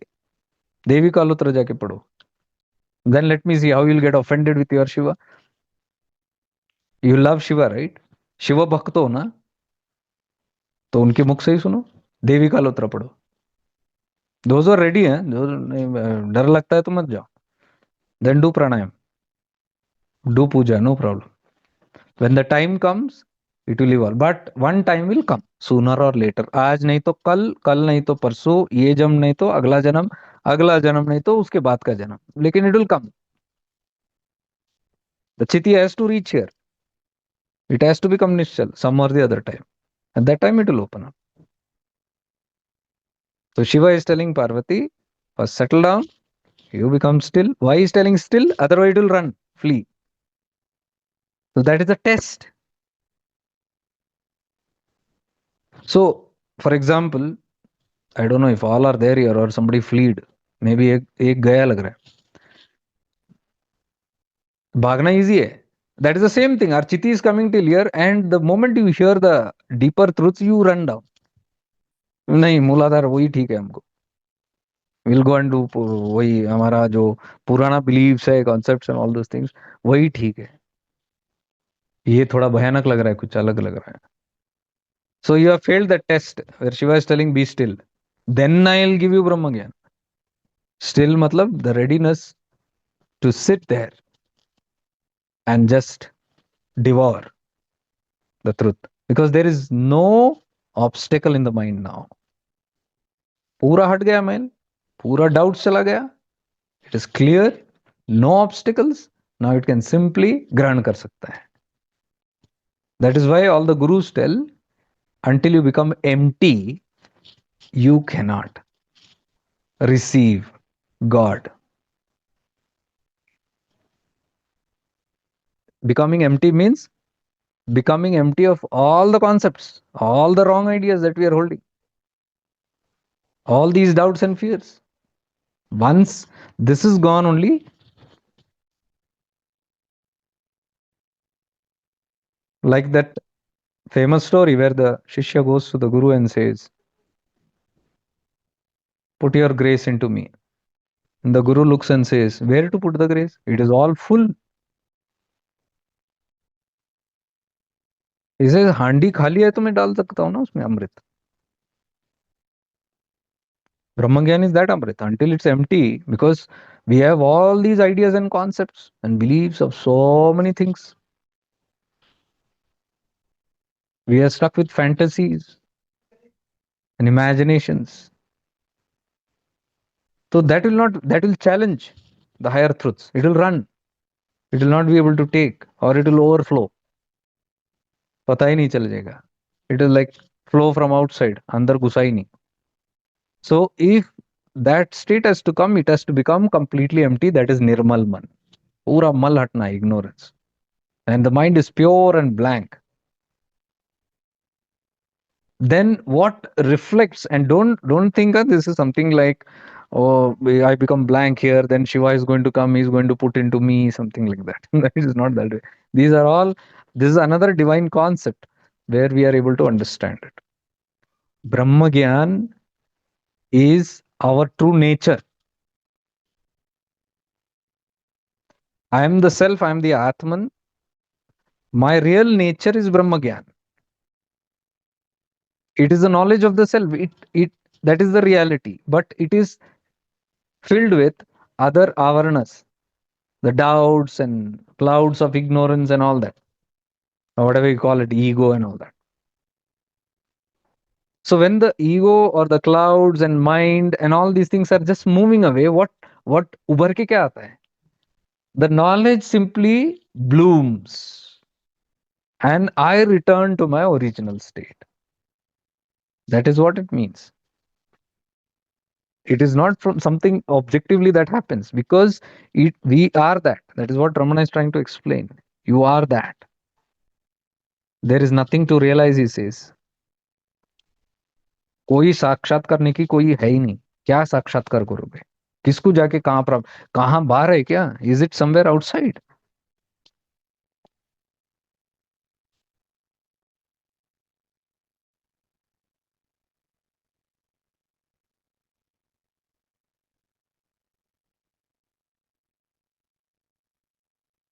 Had seen that today only somewhere.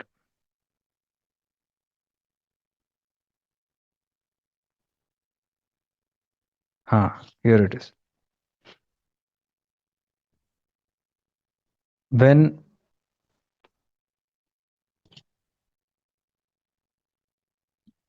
when attention is directed towards object and intellect, mind is aware only of these things. मन पे ध्यान दोगे, बुद्धि पर, या कोई भी concept, thoughts, anything, then you become aware of that. That is our present state. ये हमारी अभी की हालत है. But when we attend to the self within, we become conscious of it alone. जब आत्मन पे ध्यान देते हैं तो सिर्फ वो रह जाता है और बाकी कुछ नहीं रहता है. It is therefore matter of attention. केवल आपकी अवेयरनेस की बात है. Our mind has been attending to all these external things for so long and it has become enslaved to it that we get dragged to it. Automatically हम वहां चले जाते हैं.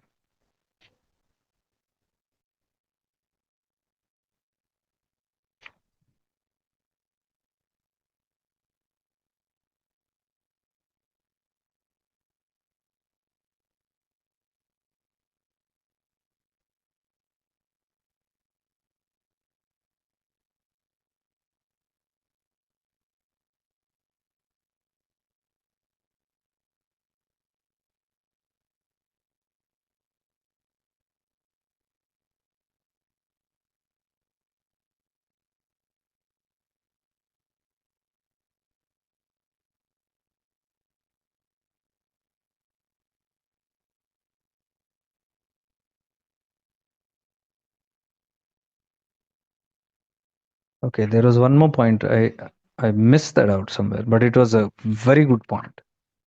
A very, very good point. Just give me a few seconds. Yeah, here it is. How to get rid of the mind. Oh, I didn't see the time. Anyways, how to get rid of the mind. And Ramana says, is it the mind that wants to kill itself? The mind cannot kill itself. Yesterday, what we discussed. Mind cannot kill by itself. So, your business is to find your real nature of the mind, understand the prakriti of this mind. Your business, your work is that. Your sadhana is that. To find what is this mind. If you investigate these days, you will find there is no mind. Mind is nothing but full of thoughts. Thoughts हट गया तो mind हट गया. There is nothing called mana, mind. It is just a concept. Only when you are talking about thoughts or thinking about thoughts, you keep saying mana, mana, mana, man, man, man, mera man. When there is thought, the moment the thoughts are gone, like in meditation, when all the thoughts gone, at that time can you find the mind? Mind vanishes. Then you will find there is no mind. When the self is sought, the mind is not. So whenever you go into awareness of the self, mind goes away. Mind cannot be there. Abiding in the self, one need not worry about the mind.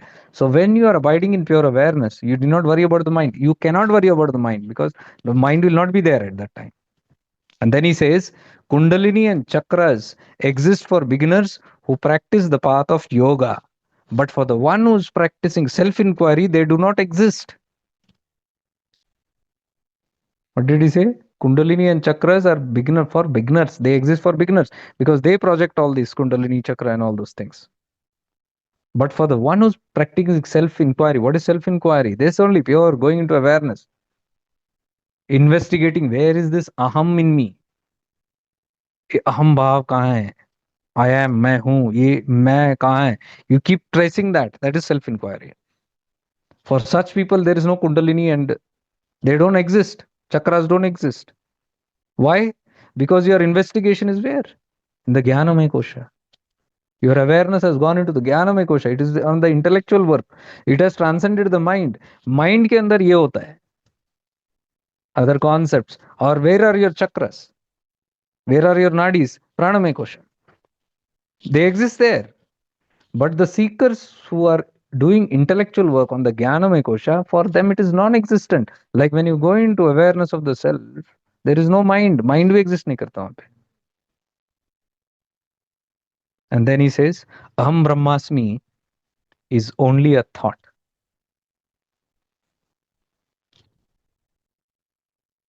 Because who is the one who's sitting here and saying, Aham Brahmasmi, I am that?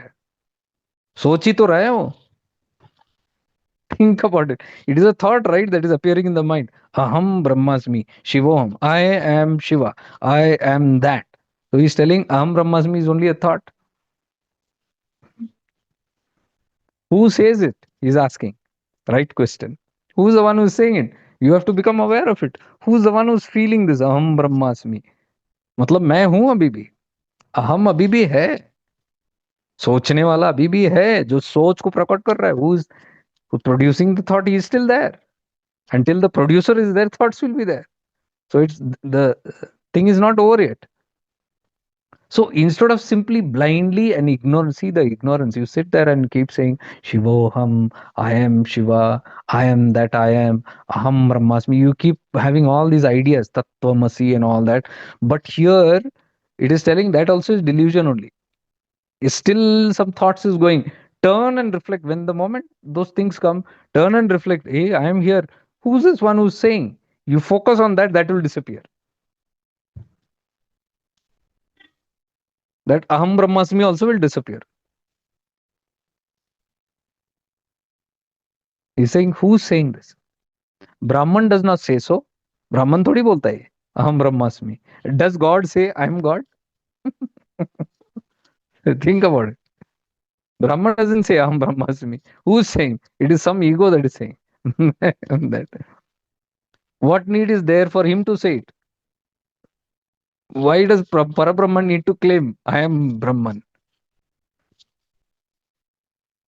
Nor can the real Aham say that. Means the real I cannot say it. Your self cannot say it.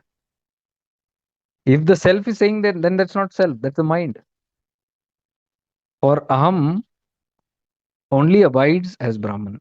So I, the real I only is that Brahman. The self which is there, Atman, that itself is Parabrahman, like we discussed in the start. So how can that keep claiming when it is already Parabrahman?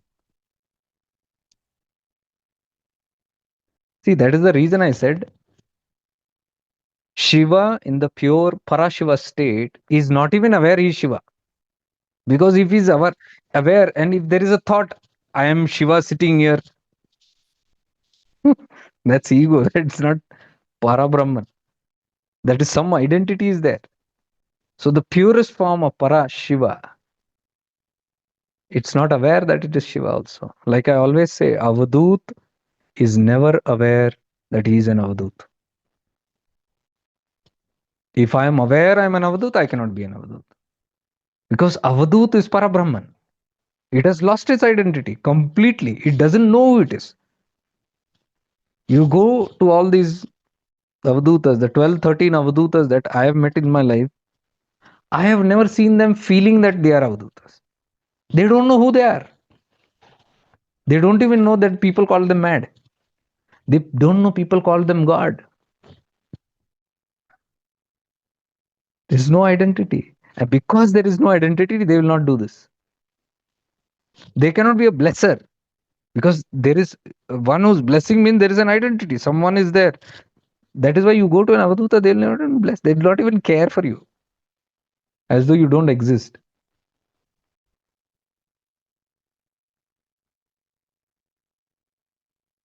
So saying so is only a thought. Whose thought it is? ये विचार किसका है? That is the investigation to be done. Not sit there and keep saying, I am Shiva, I am not this body, I am not this soul, I am only Shiva, Shivoham, I am that. It is still the ego there. So instead say, whose thought it is? किसको आ रहा है विचार? Find out the origin of the thought. All thoughts are from the unreal, that is the ego. Remain without thinking. So as long that, so as long there is thought, there will be fear. देखो, thought है तो doubt है तो fear है. So long as there is thought of even Aham Brahmasmi, there will be forgetfulness. So if you keep saying I am Shiva or Aham Brahmasmi, there are full chances of forgetting it also that you are Shiva. Because in that meditative moments, you will do that. The moment you come out of your meditation, you are XYZ, Tom, Dick and Harry.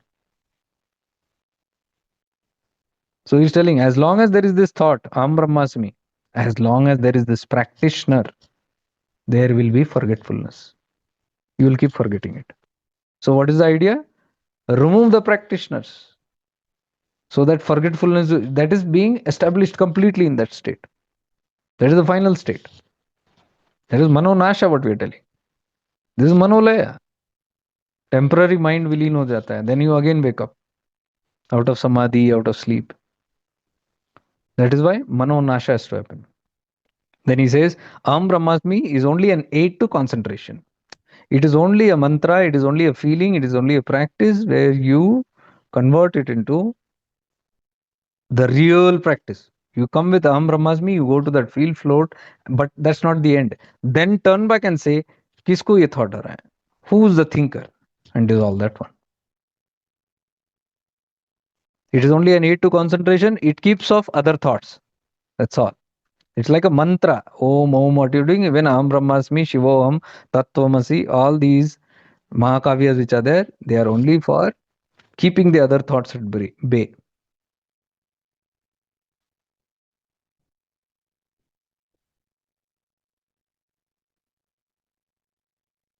And nicely he asks, Brahman doesn't say I am Brahman. God doesn't say I am God. Avadut doesn't say I am an Avadut. A self-realized never says I am self-realized. Why? He's asking here, does a man say I am a man? Why don't you say you are a man? Because you know you are a man. If you know, then what is there to proclaim? It is a knowing. Think about it. Do I go and say I'm a man, I'm a woman, or day and night I'm keep thinking I'm a man, I'm a woman? What is the need to think? You know, and what you know, you that thought also will not come to you. You have realized that you're a man, you're a woman.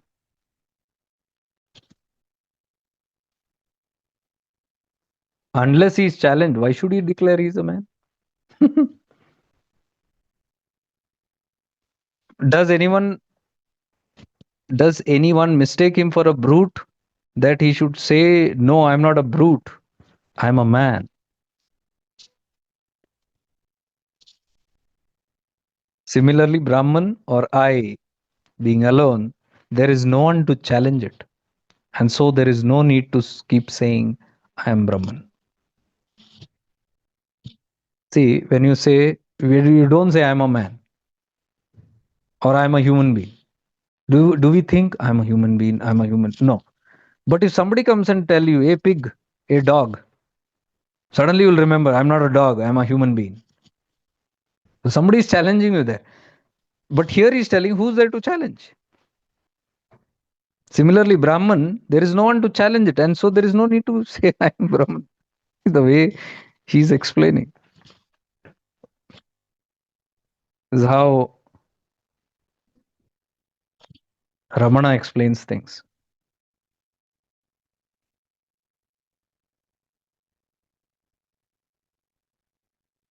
My mind is not steady in meditation. So he simply says, when it wanders, turn it inward again and again, again and again, again and again. The mind is too weak. Strengthen it by practice, by reducing the thought to a single one. So it's very clear. We should not ask कि नहीं हो रहा, बैठ रहा नहीं होगा, क्योंकि प्रवृत्ति है, इतने जन्मों से वी हैव बीन इन विषय वासनास, it will not go, it has to be practice. So gently again and again. That is what this practice of shifting into awareness. Shift into awareness. Keep shifting into awareness. Acha, those who are new, please, and those who want to come for the retreats should have the basic practices, knowledge of the basic practices. That is compulsory. Either you can attend any of the webinars that are coming, or if not possible, then you can do the course. shiftingintoawareness.com/course. The basic root practice is there, shifting into awareness. Hindi may be, English may be. You have to do that. Because based on that only, we do all these things are based on that. So when I say now, strengthen it by practice. What is the practice? It is not about Kundalini and Chakra and this and that. The practice is to shift into that awareness, away from the mind. How to shift? You can do the detailed course. It's there in that. So here's telling, strengthen it by practice. How to meditate? With the eyes closed or open? Somebody asked him. And Ramana says, it may be done either way. Dono bhi kar sakte ho. Here we have discussed a lot on it. I encouraged open eye meditations, not closed eye. I always encourage open eye meditation. With your open eyes, you meditate. It may be done in either way, he says. The point is that the mind must be introverted and kept active in its pursuit. The whole thing is that it must be inward. It must be towards Sadh Vasana, not vishay Vasana. That's the whole idea. Whether you do it with eyes open or closed, this purpose should be served. Sometimes when the eyes are closed, the latent thoughts rush forth with great vigor. So he's telling, जब आँख कभी कभी बंद हो जाते हैं तो ज्यादा तेजी से the strongly the thoughts will come. That chances is there. So it may be also difficult to introvert the mind with the eyes open, because that requires strength of mind. आंख खोल के भी meditate करना मुश्किल हो सकता है, because so many distractions are there. But we challenge it. I ask people to meditate with their eyes open wherever, with their ears open, without these mantras, without guided meditation. And you should do it in places where there are sights and there are sounds, there are disturbances, like in a bus, in an auto rickshaw. You're not meditating, you're in meditative awareness. You should shift there. Suddenly you will see, even if it is a bullock cart or a auto rickshaw or a crowded bus or something like that, if you spend just 2-3 minutes also just shifting into awareness, suddenly you'll see the voice, the sound, the noise गायब हो जाता है. It disappears, the noise. And there is a strange kind of a silence and stillness with eyes open. It has to be practiced. So he's telling it may be difficult with eyes open or eyes closed. Best, whatever appeals to you, you can do that. When the mind takes in objects, it is contaminated. Means whatever you see, whatever you feel, whatever you perceive, when you take it inside, mind gets contaminated. The main factor is to keep off other thoughts and keep the mind on its own pursuit without taking in external impressions or thinking of other matters. So the objective is what? The whole objective is to come to one pointedness, not take something. Because the moment you open your eyes, some Rama Rupa you will catch, and that will influence the mind. Or if your eyes is closed, some thoughts will come, that will influence your mind. The whole idea is to not be distracted by anything, but be on one thought. That can be one mantra, one ishta, or what we learn here, just awareness. One awareness, everything else goes. So I'll read this last para. How to control thoughts. And Ramana says, the wavering of mind is because of its weakness, due to dissipation of its energy in shape of thoughts. So why this mind is chanchala? Because it's weak. Its energy is getting dissipated in the shape of nama rupa, nama rupa. You see 10 different things, and the moment you start thinking, your mind connects to it and starts producing thoughts. Energy goes into that. And whatever nama rupa you see, you start thinking on that object. So energy goes into that, and mind becomes weak. The more the thoughts, the more weak the mind. So that is why it is not able to, one is not able to control these thoughts. See, this is the science, huh? Deep science. We are simply not finding totkes to how to control the mind, hook or crook, distractions. Nahi. We are understanding the nature of mind. When one makes the mind stick to one thought, the energy is conserved and mind becomes strong. So you bring your whole attention to one thought, one feeling, one idea, one object, one concept, or one awareness, whatever that is. So it becomes powerful. Mind starts becoming powerful because all that energy that's conserved comes there. Strength of the mind is gained by practice, as the Gita points it. So in Bhagavad Gita also, it is told that it is the strength of the mind can come only by practice. So we are practitioners. So I put that post right today or yesterday, I think. Just reading the post, just liking on Facebook or Instagram is not going to help. That has to be applied in practice.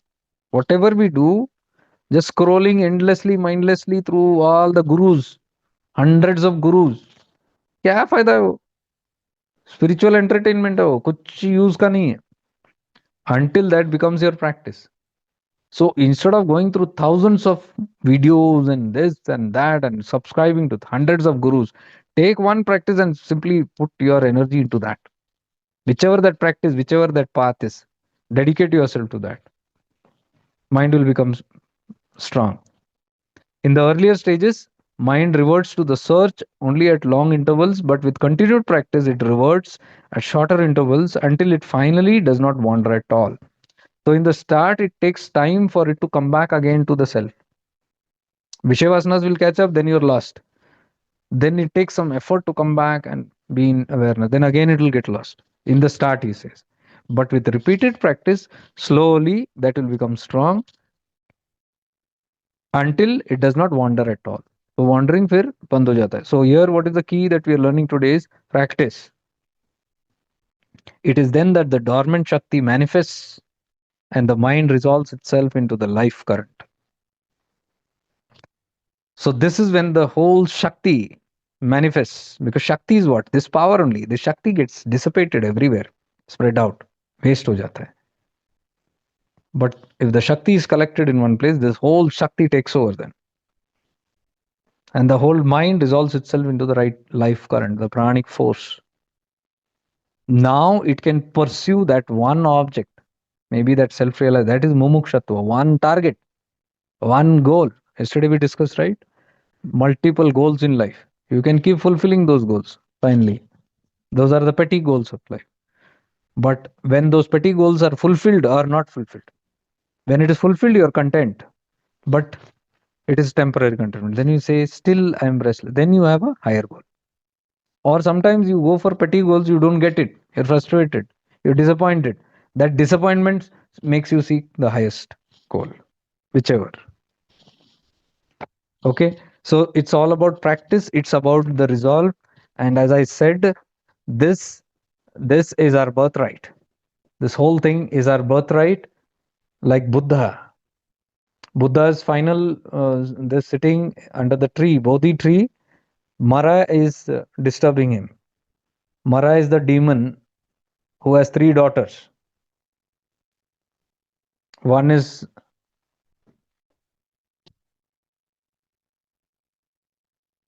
the aversion, the craving, and the attachment. These three. They are shown as demons. So Mara and the three demons with his three daughters are now attacking Buddha. That will happen to all of us as you go deeper. Mara is that which will try to distract you back into the world. That is the final force that will come. Final temptations, final, and that will be a battle. It's not easy because that is the test of the seeker, whether you have gone beyond it. You've heard all those stories, right? Many people falling and things like that. Those are all those test times. It is not that if they fall, it is done. No, the thing will be repeated again till they succeed. So Buddha attained nirvana after this final battle. So he's sitting under the tree. I'll tell you the just that thing which made Buddha realize, despite all those troubles. It might take 5 minutes more. See, he talks about one sutra, Buddha. He is not ignoring Mara. Mara is the demon or ego or thought or whatever you can say, sensation, feeling, temptations.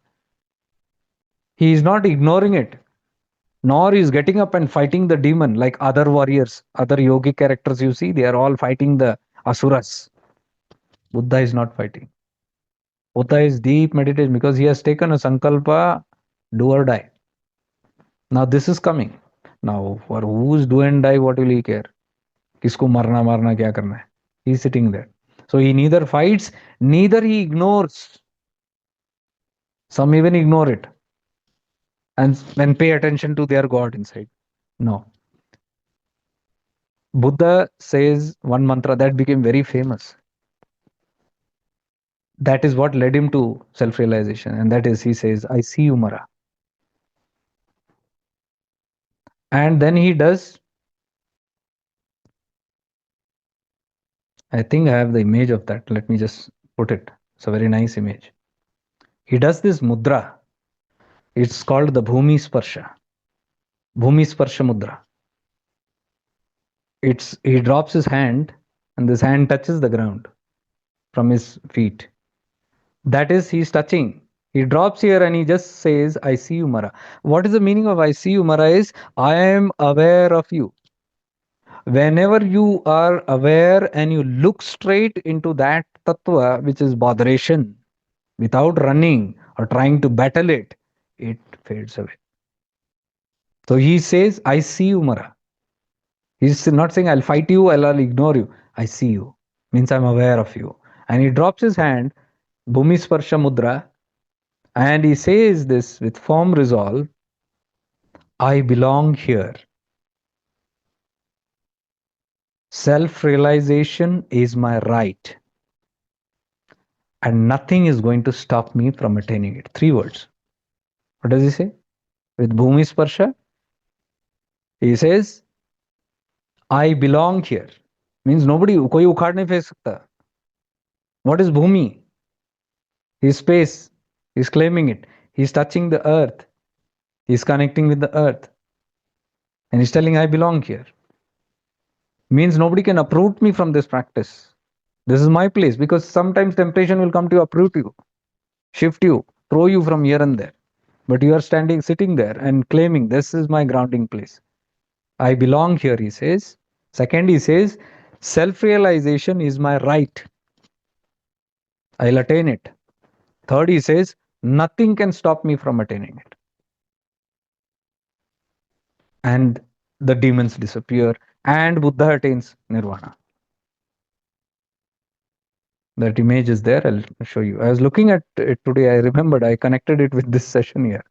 It's a very nice. See this.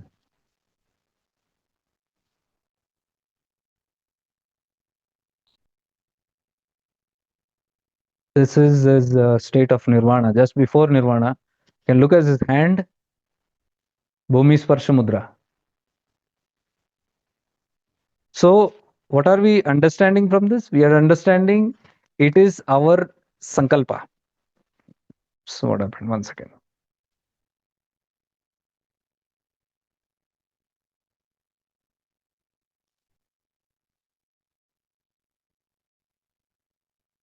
Okay. It is our resolve. Sankalpa deep. So, maybe this can help us when these tests are there, when these deep tests come, when you're sitting with that pure awareness practices, and when these things happen to disturb or distract the mind, instead of fighting those thoughts, instead of ignoring those thoughts, become aware of it, and you say, I see you, Mara. I'm aware of you. I'm aware of that sensation. I'm aware of that desire.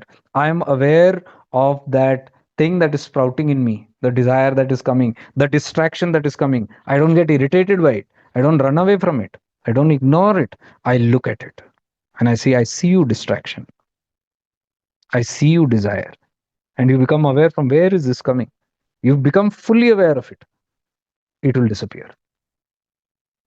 So, side by side, he's having this resolve.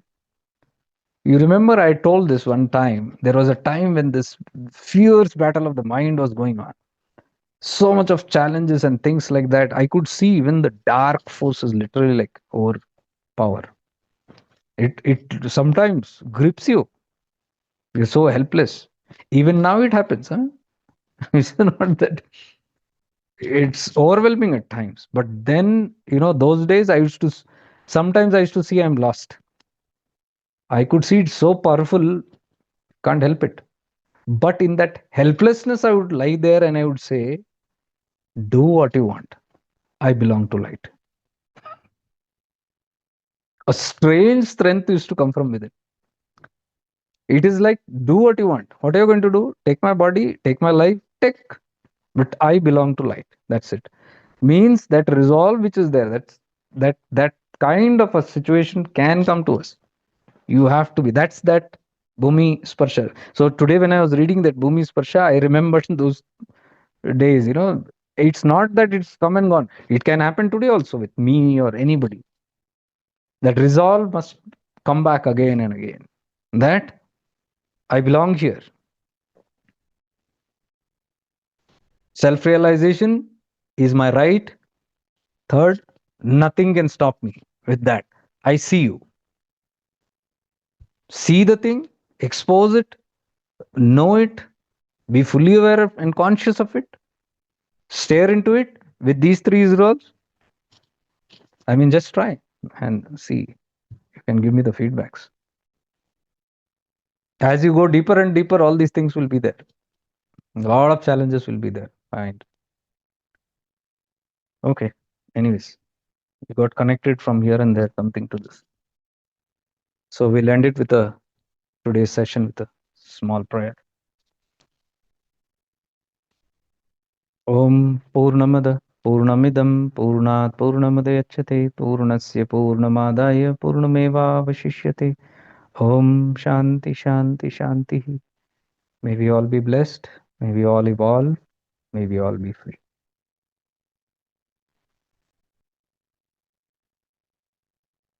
Avadhuta Chintana Shri Gurudeva Datta. Arunachala Shiva Bhai.